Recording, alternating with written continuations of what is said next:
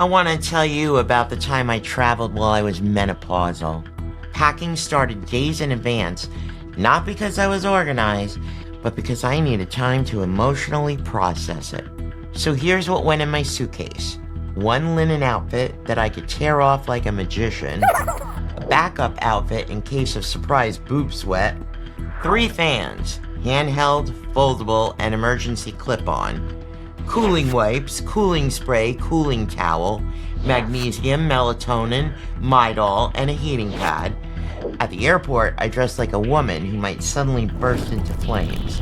Tank top, cardigan, compression socks, and a scarf I could either wear or cry into, depending on the situation. But here's the thing, I still went.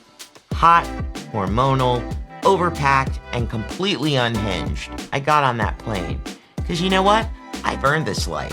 I earned the right to carry a full-size peanut butter jar and not explain it to TSA. I've earned the adventure on my terms. Menopause didn't stop me.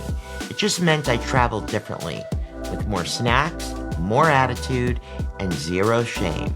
So yeah, traveling while menopausal, it's not cute, it's not calm, but it is fabulous. You know why? Because I showed up. And if I can do it, trust me, so can you. Just pack the fan and go. Safe travels.